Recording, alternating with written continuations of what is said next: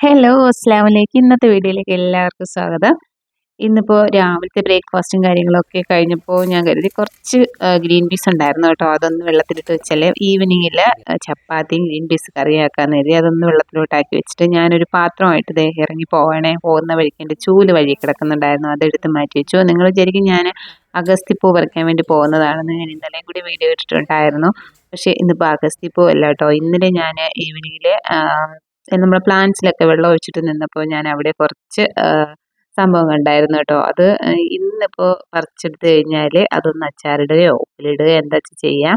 അങ്ങനെ ഞാൻ മോനെ വിളിച്ചിട്ട് പോകുന്നതാണ്. മോന് വീഡിയോ എടുക്കാനുണ്ട്, അതുകൊണ്ടാണ് ഇങ്ങനെ ഒരു വീഡിയോ എടുക്കുന്നത്. കണ്ടില്ലേ, അമ്പഴങ്ങയാണ് കേട്ടോ. ഒരുപാടങ്ങ് വലുതായിട്ടില്ല. ഒരു ഉപ്പിലിടാൻ വേണ്ടിയിട്ടാണ് ഞാൻ ഇതാക്കുന്നത്. നമ്മൾ ചെറിയ മാങ്ങയൊക്കെ ഉപ്പിലിട്ടാൽ എങ്ങനെ ഇരിക്കും അതുപോലെയാണ് കേട്ടോ ഈ സംഭവം.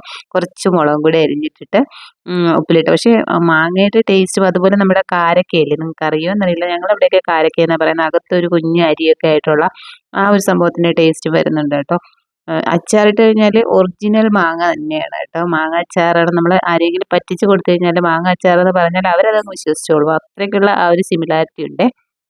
പിന്നെ ഈ കാണുന്നത് ഞങ്ങളുടെ ആനപ്പളിച്ചയാണ് കേട്ടോ. സ്റ്റാർ ഫ്രൂട്ട് ഞാൻ മുന്നേ ഒരു വീഡിയോ ഇട്ടിട്ടുണ്ടായിരുന്നു, ഇതിൻ്റെ ഒരു ജ്യൂസ് ആക്കുന്നതൊക്കെ. അത് ഇതിൻ്റെ തൊട്ടടുത്ത് തന്നെ നിൽക്കുന്നുണ്ട്. അപ്പോൾ ഞാൻ പറിച്ച് കഴിഞ്ഞിട്ട് നോക്കുമ്പോൾ വീണ്ടും ഒരു 5-6 കൂടെ കിട്ടിയിട്ടുണ്ടായിരുന്നു അമ്പഴങ്ങ. അപ്പോൾ അച്ചാറിടണ്ടാന്ന് കരുതി, കാരണം മാങ്ങാച്ചാർ കുറച്ച് ഇരിപ്പുണ്ട്, അതൊന്ന് ഉപ്പിലിട്ട് വെക്കാൻ കരുതി. പച്ചമുളകും കൂടെ ഇട്ട് വെച്ചാൽ കുറച്ച് ഉപ്പ് ഇട്ട് ചെറിയൊരു ചൂടുവെള്ളത്തിൽ ആക്കി വെച്ച് കഴിഞ്ഞാൽ നാളെ തൊട്ട് തന്നെ ഇത് അങ്ങോട്ട് പറക്കി കഴിക്കാൻ തുടങ്ങാമേ. അങ്ങനെ പോകുന്ന വഴിക്ക് തന്നെ തിരിച്ചു വരുമ്പോൾ ഞാൻ കണ്ടായിരുന്നു ഓലയൊക്കെ വീണിങ്ങനെ നമ്മുടെ വേറെ പ്ലാന്റ്സിൻ്റെ മുകളിലൂടെയൊക്കെ കിടക്കുന്നുണ്ടായിരുന്നു. അതൊന്ന് എടുത്ത് മാറ്റി.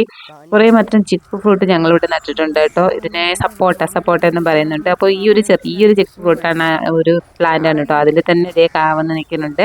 അങ്ങനെ അമ്പഴങ്ങ പറിച്ചിട്ട് വരുന്ന വഴിക്ക് നോക്കുമ്പോൾ ഒരു 8-10 നമ്മുടെ അഗസ്തിപ്പൂ നിൽക്കുന്നുണ്ട് കേട്ടോ. വെറുതെ അതങ്ങ് കളഞ്ഞിട്ട് പോകണ്ടെന്ന് കരുതി അതും കൂടെ ഒന്ന് പറിച്ചെടുക്കണേ. ഇന്നലെ ഞാനൊരു പാത്രം നിറയെ പറിച്ചിട്ടുണ്ടായിരുന്നു. അപ്പോൾ ഇന്ന് അത്രയ്ക്കൊന്നുമില്ല, കുറച്ചേ ഉള്ളൂ. എന്നാലും നമുക്ക് 2 പേർക്ക് കഴിക്കാനുള്ള ഒരു മെഴുക്കുവരട്ടിക്കൊക്കെ ഉണ്ട് കേട്ടോ. ഞാനിപ്പോൾ എന്തായാലും ഇന്ന് അത് വെക്കുന്നില്ല. ഇതൊന്ന് പറിച്ചെടുത്തൊരു കവറിലാക്കി ഫ്രിഡ്ജിൽ വെച്ചാൽ നാളെയും കൂടെ കിട്ടുന്നതാകുമ്പോൾ നമുക്ക് എന്തായാലും നല്ലൊരു തോരനോ മെഴുക്കുവരട്ടിക്കോ ആക്കി എടുക്കാം. അങ്ങനെ ഒരു അഗസ്തിപ്പൂവും അതുപോലെ ഒരു അമ്പഴങ്ങ കൊണ്ടിവിടെ വെച്ചിട്ട് ഇനി എനിക്ക് കുറച്ച് സാധനം വാങ്ങാൻ പോയിടുന്നുണ്ട്. മോന് വീട്ടിൽ നിൽക്കുന്നുണ്ട്. അപ്പോൾ മീനൊക്കെ വാങ്ങിയിട്ട് വരാമെന്ന് കരുതി. നല്ല ഫ്രഷ് മീനൊക്കെ വാങ്ങിച്ചു കൊണ്ടുവന്ന് അവന് കറിയൊക്കെ വെച്ച് കൊടുക്കാമെന്ന് കരുതി. അങ്ങനെ ഇതേ പാലിൻ്റെ കുപ്പി എടുത്ത് ഞാൻ ഗേറ്റ് തുറക്കാൻ പോകുമ്പോൾ എന്തായാലും അവിടെ കൊണ്ട് മതിലിൻ്റെ മുകളിൽ വെക്കേണ്ടതുണ്ട്. നല്ല വെയിലാണ്. ഞാനിങ്ങനെ എന്തൊക്കെയോ താനിങ്ങനെ പൊലമ്പിക്കൊണ്ട് പോകുന്നുണ്ട്. വെയിൽ കൊള്ളാനുള്ള ആ ഒരു മടി കാരണം ഞങ്ങളുടെ ഗേറ്റും കുറച്ച് താഴോട്ട് പോകണം. അങ്ങ് പോയി ഗേറ്റ് തുറന്നിട്ട് വരുമ്പോഴുള്ള ആ ഒരു ഇതായിരുന്നു കേട്ടോ വെയിൽ. അങ്ങനെ എൻ്റെ വണ്ടി എടുത്തിട്ട് പോവാണ്. വണ്ടി എടുത്തിട്ട് പോയിട്ടും വലിയ കാര്യമൊന്നുമില്ല, ഒരുപാട് ദൂരത്തെ ഇട്ടിട്ട് നടക്കണം കേട്ടോ. അപ്പോൾ ഞാനത് അത്ര നടക്കണ്ടെന്ന് കരുതി ഒരു പാർക്കിങ്ങിൽ ഇട്ടതാണ്. പേ പാർക്കിംഗ് ആണ് കേട്ടോ. ഫസ്റ്റ് ടൈമാണ് അവിടെ ഇടുന്നത്. 20 രൂപ കൊടുത്ത് ആ ഒരു പേ പാർക്കിങ്ങിൽ ഇട്ടിട്ട് സാധനങ്ങളൊക്കെ വാങ്ങി വന്നിട്ടുണ്ട്. മീനും അതുപോലെ ഞാൻ വിചാരിക്കാതെ കണ്ട സാധനങ്ങളൊക്കെ കുറച്ച് വാങ്ങിയിട്ടുണ്ടായിരുന്നു. അതൊക്കെ കൊണ്ടുവച്ചിട്ട് മീൻ എടുക്കുകയാണ്. മീനെന്ന് വെച്ചാൽ ഭയങ്കര വലിയ മീനൊന്നും അല്ല വാങ്ങിച്ചത്, നല്ല നാടൻ ചാളയാണ് കേട്ടോ വാങ്ങിച്ചിട്ടുള്ളത്. നല്ല ഫ്രഷ് മീനായിരുന്നേ. കടപ്പുറത്തുനിന്ന് വന്ന ഐസൊന്നും ഇടാത്ത നല്ലൊരു ഫ്രഷ്. ഞാൻ സ്ഥിരം വാങ്ങുന്ന 1-2 ആൾക്കാരുണ്ട് കേട്ടോ. അവരുടെ കയ്യിൽ നിന്ന് മാത്രമേ വാങ്ങാറുള്ളൂ. അവരുടെ കയ്യിലൊക്കെ ഉള്ള മീൻ നല്ല ഫ്രഷാണ്. അങ്ങനെ കുറച്ച് ഞാനെടുത്ത് ഇന്നത്തേക്ക് കറി വയ്ക്കാനും അതുപോലെ ഫ്രൈ ചെയ്യാനും ഒക്കെ എടുത്തിട്ട് ബാക്കി ഞാൻ 2 പാക്കറ്റിലാക്കി ഫ്രിഡ്ജിലോട്ട് വെക്കുകയാണ്. പിന്നെ മീൻ കൂടാതെ കുറച്ച് വെണ്ടയ്ക്ക അതുപോലെ ചീര, കുറച്ച് ഉള്ളിപ്പൂവൊക്കെ വാങ്ങിയിട്ടുണ്ടായിരുന്നു. ഒരു കുപ്പി മാങ്ങാച്ചാറ് ഞാൻ ആ സൂപ്പർ മാർക്കറ്റിൽ കയറിയപ്പോൾ അത് കണ്ടപ്പോൾ അത് വാങ്ങി. പിന്നെ ഒറിഗാനോ കുറേ ആയിട്ട് തീർന്നിരിക്കുകയാണ്. അത് മറക്കാതെ എന്തായാലും ഇന്ന് വാങ്ങിയത്. ഈ ഒരു ചെറിയ പാക്കറ്റിന് 100 രൂപ കൊടുത്താണ് വാങ്ങിയിട്ടുള്ളത്. ഞാൻ ഈ ഫസ്റ്റ് ടൈമാണ് ഇവിടുന്ന് വാങ്ങുന്നത് കേട്ടോ. ഞങ്ങൾ യുഎയിൽ പോകുമ്പോൾ അവിടുന്ന് വാങ്ങിയോ അല്ലെങ്കിൽ ഇക്ക വരുമ്പോഴൊക്കെ കൊണ്ടുവരാറാണ് പതിവ്. പിന്നെ ഞാൻ തളർന്ന് വന്നതല്ല, എന്തായാലും ഒരു ലൈം ജ്യൂസാക്കി കുടിക്കാമെന്ന് കരുതി. ഞാൻ മുന്നേ വീഡിയോ ഇട്ടിട്ടുണ്ടായിരുന്നു എൻ്റെ പ്രീതി സോഡിയാക്കിൻ്റെ ജ്യൂസർ ഉണ്ടല്ലോ, അതിൽ ഞാനൊരു ലൈം ജ്യൂസാക്കി എടുക്കുകയാണ്.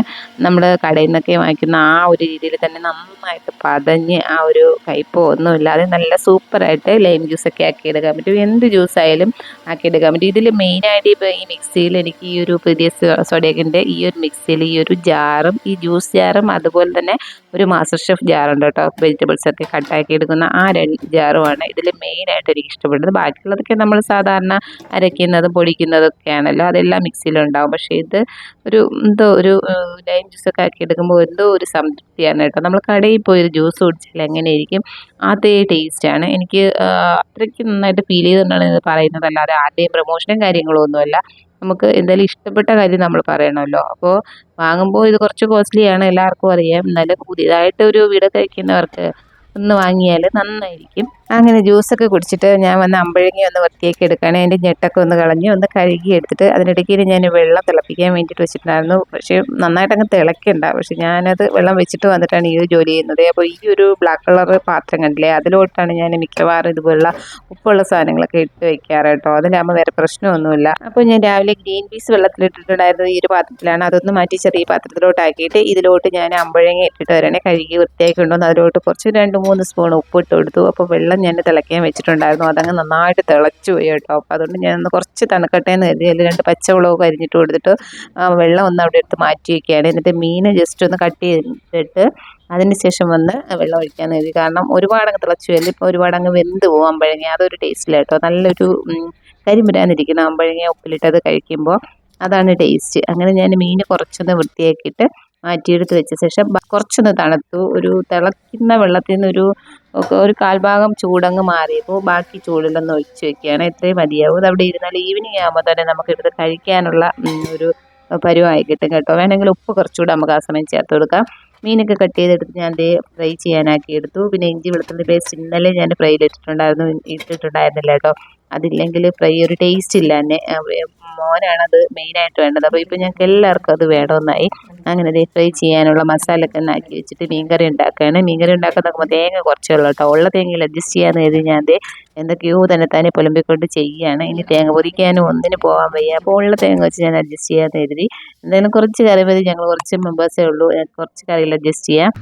അങ്ങനെ ഉണ്ടായിരുന്ന തേങ്ങയിൽ ഞാനിത് കുറച്ച് അരച്ചെടുത്തിട്ടുണ്ട്. ഇത്രയും മതി. ഒരു 10 ചാളയാണ് ഞാൻ കറിയിക്കുന്നത്, അതിൻ്റെ ആവശ്യമുള്ളൂ. ഇത് തോരന് വേണ്ടിയിട്ട് അരിഞ്ഞെടുക്കുകയാണ്. അപ്പോൾ തേങ്ങ ഇനി പൊതിച്ചതില്ലാത്തത് കാരണം ഞാനിതിനെ മെഴുക്കുരുട്ടിയാക്കാൻ പോവാണ്. കുറച്ച് സവാളയും അതുപോലെ പച്ചമുളകൊക്കെ അരിഞ്ഞിട്ട്, ചുവന്ന ചീര ആയതുകൊണ്ട് പച്ചമുളക് ഇടുന്നില്ല കേട്ടോ. അത് വേവിക്കുന്ന സമയത്ത് ഒരു തുള്ളി മുളക് പൊടി കൂടെ ഇട്ട് കൊടുക്കാം. അങ്ങനെ മീൻകറിയൊക്കെ റെഡിയായി. ടേസ്റ്റ് നോക്കുമ്പോൾ സൂപ്പർ ആട്ടോ. നാടൻ ചാളയിട്ട് നല്ല നാടൻ മീൻകറി വെച്ചപ്പോൾ ഭയങ്കര ടേസ്റ്റാണ്. അത് പറയുമ്പം തന്നെ വായിൽ വെള്ളം വരുന്നുണ്ട്. മീൻകറി റെഡിയായപ്പോൾ മീൻകറി ഇറക്കി മാറ്റിയിട്ട് ചോറ് ഞാൻ തെർമൽ കുക്കറിലുണ്ടായിരുന്നു, ഒന്നുകൂടി തിളപ്പിച്ച് ഒന്ന് വാർക്കാൻ വേണ്ടി വെക്കുകയാണ്. മീൻ ഫ്രൈ ചെയ്യണം. അപ്പം ചുട്ടുന്ന ചട്ടിയിലാണ് മീൻ ഫ്രൈ ചെയ്യുന്നത്. നല്ല കുഴിയുള്ള ചട്ടിയായത് കാരണം എണ്ണ അതിലോട്ട് ഒഴിച്ചു കൊടുത്താൽ നല്ല മുങ്ങി കിടക്കും. ആ ഒരു രീതിയിൽ ഫ്രൈ ചെയ്യുമ്പോൾ അതൊരു പ്രത്യേക ടേസ്റ്റാണ്. ഇടയ്ക്ക് ഞാൻ അമ്പഴങ്ങ എടുത്ത് നോക്കുന്നുണ്ടായിരുന്നു. ഒരു അരമണിക്കൂറായപ്പോൾ തന്നെ കളറൊക്കെ ഒന്ന് മാറി വന്നിട്ടുണ്ട്.